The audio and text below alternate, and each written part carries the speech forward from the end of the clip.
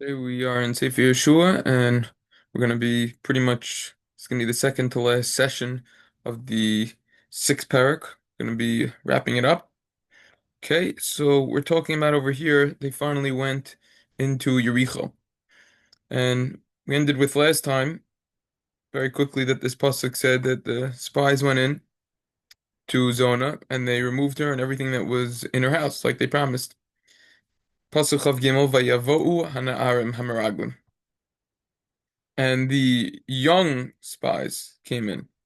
V'yotziu es Rachav, they took out Rachav, ve'es Avia and her father, ve'es Ima and her mother, ve'es Achia and her brother, ve'es Kol Asher Lo and everything that she had.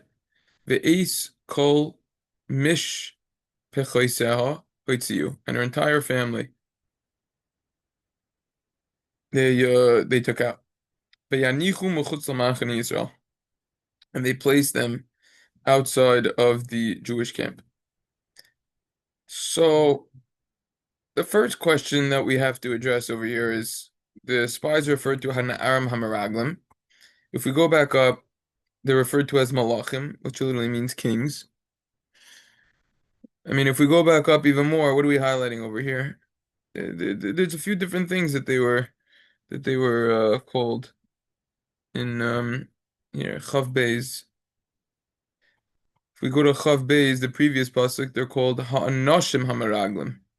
So they're called men, and now they're called young people, Na'arim. So we have interesting languages that are being used and that are being changed with the spies. It seems like they're having multiple names over here.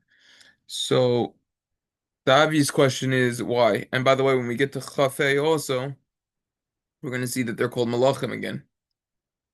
Okay, so like what's going on with this situation over here? So Rashi says, Kan hayasrichim zirus. They need to be quick over here. Benasu kana adam zrizim. They became like youthful people who are quick. But at the first night, they were like Malachim kings because they guarded themselves not to sin. That's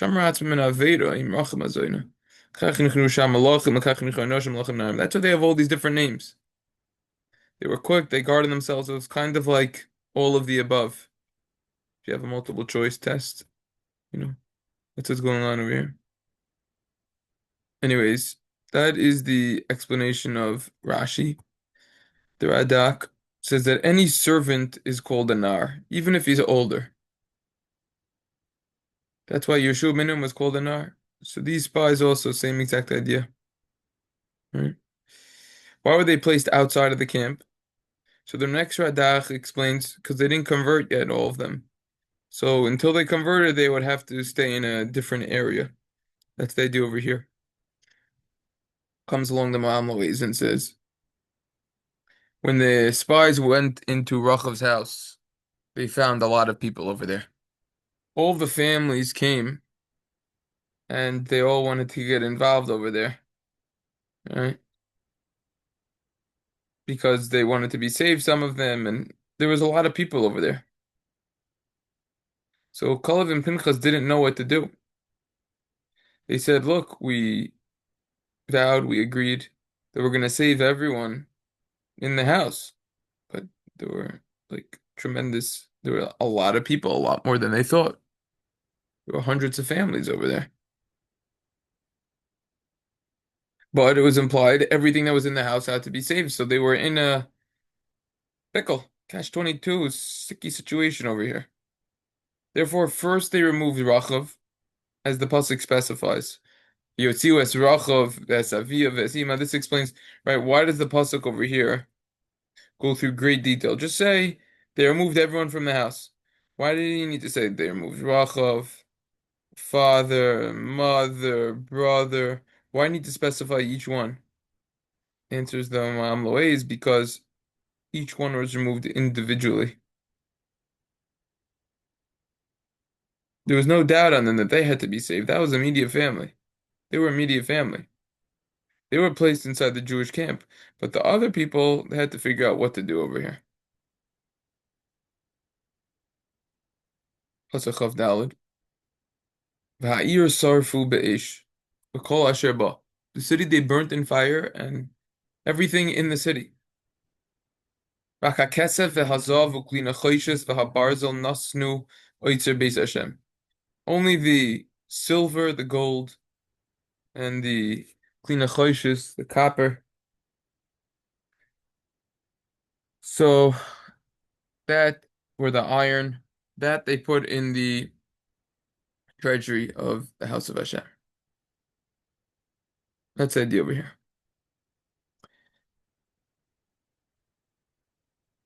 Comes along the Radak over here. What was that? That was Chavdal Tzvi Chafei. Ves Rachav Hazoyne Ves Beis Avia, and Rachav and her house of her father, Ves Kol Asher, everything that she had. Hich Ya Yehoshua. Yehoshua caused to live. I have to figure out what that word is. Vatesha Bekerev Yisrael Ad Yom Hazeh, and they sat among the Jews until this day. Ki hechbias malachim, because she hid the spies. Asher shalach Yehoshua l'rageles Yericho, that Yehoshua sent to spy out Yericho.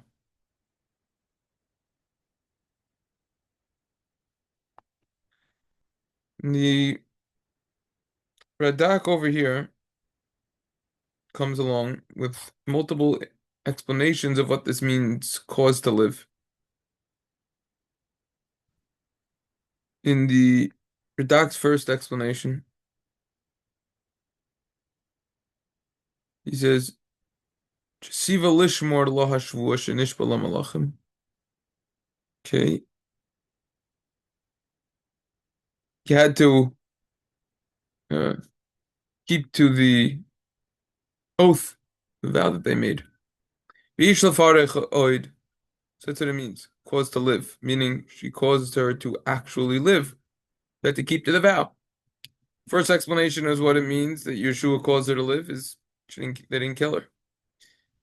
Second explanation is they gave her money or land and inheritance, which she could live off of. And the Radak says that Perish Anachon, that is the correct explanation. Interesting terminology of the Radak. Third explanation of the Radak.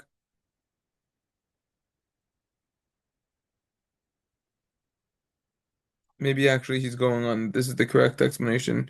This one that he's about to say. V'zeh Perish Anachon v'yesh b'drash. Yeshua took Rachav as a wife. They got married. That's what it means that he caused her to live. Because they saw that Yeshua took Rachav as a wife. So then people started marrying other people from who were in Rachav's house over there who were saved. Even though by the seven nations, the Sheva Umos, it says Loitis Chasin Bam, you shall not marry them. Even so, Rachav and her house were foreigners. They weren't from the seven nations which you weren't allowed to marry. Some say that when the spies went in, that Yehoshua sent into Yericho, she was converted then. She converted. So the whole prohibition of intermarrying is only when they weren't Jewish, but if they're already Jewish before from conversion, then it would be okay. That is the Radak over here on this pasuk. Some say cause her to live. The Kli Yakar explains because he converted her. That is the idea over here. There's a very fascinating Mishpasoi Zahav. He quotes from the Chidah, who quotes the Sefer HaGilgulim from the Maharal, in the name of Reb Chaim Vital, who says that Rachav was a Gilgul of Potiphar's wife back in Mitzrayim in Egypt. Yeshua is a Gilgul of Yosef. Gilgul means, it's hard to explain, but the soul of an individual could basically,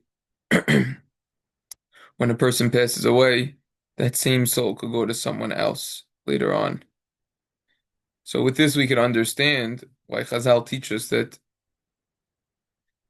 the wife of Potiphar, Eshes Potiphar, told Yosef, I see through astrologers, we need to get married.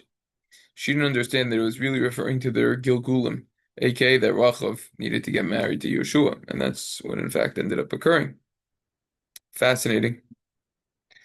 Imam Loeys over here comments and says that everything was burnt, everything was destroyed in the city.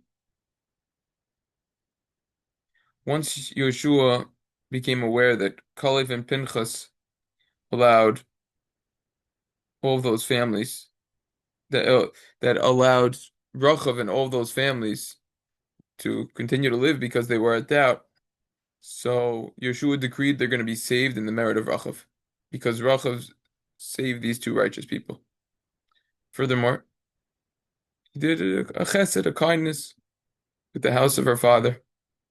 He accepted them like converts and caused them to merit the next world. And that's what Rachav wanted. She was totally righteous in the end.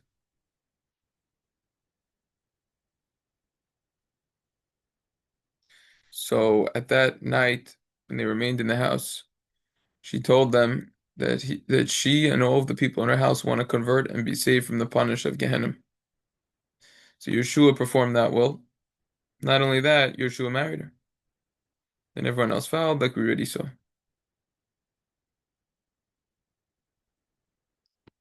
Question is, why does the pasuk need to say again, repeat itself, that Rachel was saved, the house of her father, everything that was there? Why does that need to be?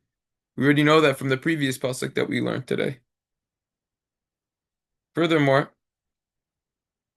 over here it's implied, says that she was saved because she hid the spies. Over there, it says that she was saved because they needed to fulfill the oath, the shvuah, the swear. So it seems like we have questions between these two psukim, two questions. Number one, repetitive. Number two, what's the reason that she was saved? Was it because of the oath? Or was it because she saved them?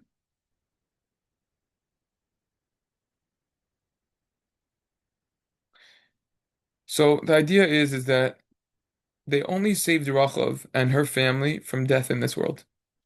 Yehoshua saved them from death in the next world. Eternal death. Why?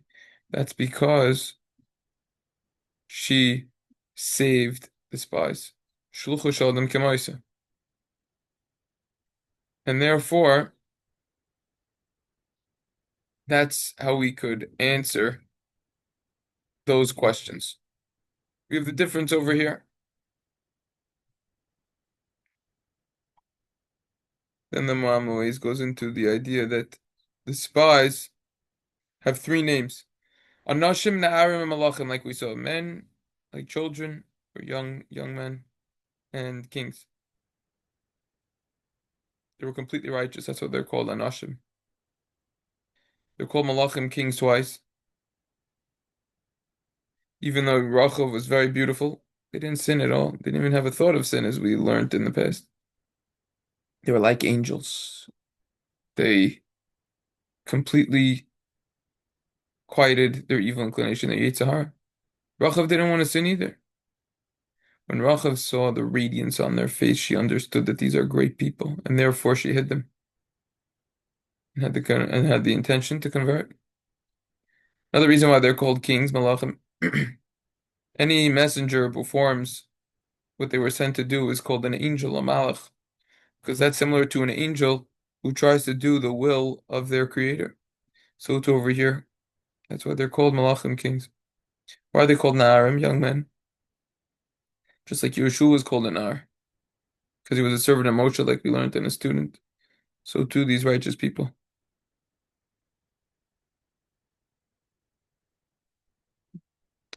Another explanation is they made a vow to Rachav to save anything that was in her vow, in her house, excuse me. That was a little bit of a childish act, so to say. That caused them, and they needed to save hundreds of families, as we saw. That was a childish type of act. They didn't think it through properly. It was Bli Yishuv Hadas. It's another explanation. We saw even though the Kalvim and Kos were very old, they acted in a very quick way, like young people. You could ask a question over here. Okay, this is we addressed another time.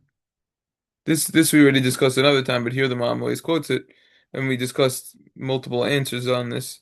How could Rachav be saved if one of the walls of her house collapsed.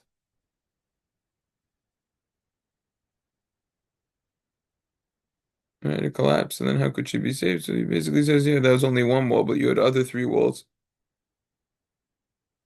It was absorbed in the ground, so the other three walls stayed there.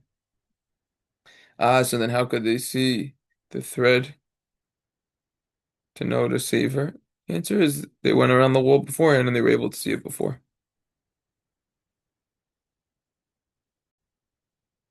Okay, we will stop here. We'll continue next time.